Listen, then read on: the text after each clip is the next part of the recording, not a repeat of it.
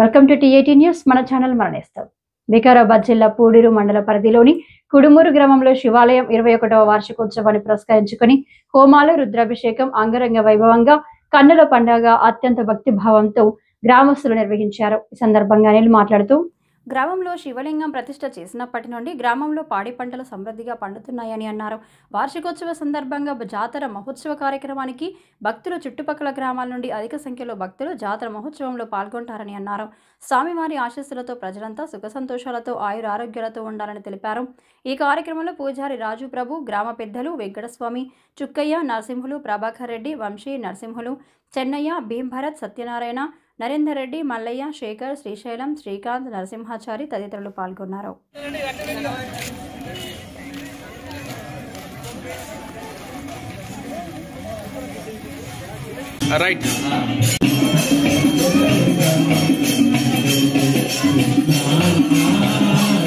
చేసిన భక్తులకు నిన్న నుంచి కూడా భారీ సంఖ్యలో పాల్గొన్నారు. రేపు కూడా జరుగుతుంది. రేపు లాస్ట్.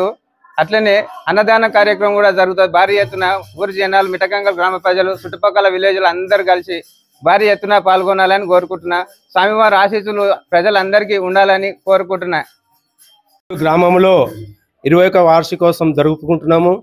ప్రతి సంవత్సరము కార్తీక మాసంలో జరుపుకోవడం చాలా సంతోషం. శివాలయం చుట్టుపక్కల ఇంత మంచిగా జాతర ఎక్కడ కూడా జరుగుతలేదు. ఈ విలేజ్ల మండలం చూసుకుంటే మా కడుమూరు గ్రామంలో చాలా మంచి కార్యక్రమం జరుపుకుంటారు. అన్నదాన కార్యక్రమం, భజనలు, పిల్లలు, పెద్దలు అందరు కలిసిమెలిసి చాలా సంతోషంగా జరుపుకుంటాం. ఇది ఏ పార్టీకి సంబంధించింది కాదు. అందరం ఆడపిల్లలు, మగపిల్లలు, పిల్లలు, పెద్ద పండుగ లాంటిది ఈ జాతర.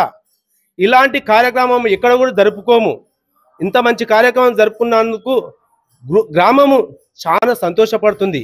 ఈ శివాలయం పెట్టిన నుంచి కడుమూరు గ్రామంలో కాదు, చుట్టుపక్కల గ్రామాల్లో పంటలు చాలా మంచిగా వంతున్నాయి. ఇది మాకు చాలా సంతోషమైన విషయం. ఇది 21వ వార్షికోత్సవం జరుగుతున్నది. ఈ వార్షికోత్సవం ప్రతి సంవత్సరం కూడా 3 రోజులు జరుపుకుంటారు. తిథి ప్రకారము తదియ, విధియ, చవితి తిథి ప్రకారం జరుపుకుంటారు 3 రోజులు. 3 రోజులు ఫస్ట్ రోజు రుద్రాభిషేకం చేస్తారు, రెండవ రోజు హోమాలు చేస్తారు, కుంభాభిషేకం చేస్తారు, 3వ రోజు కళ్యాణం చేస్తారు. కళ్యాణం చేసి ముగిచ్చేస్తాం. భక్తులు అధిక సంఖ్యలో వస్తారు. అన్నదాన కార్యక్రమాలు, భజన కార్యక్రమాలు జరుగుతూ ఉంటాయి. సాంస్కృతిక కార్యక్రమాలు కూడా చేస్తారు.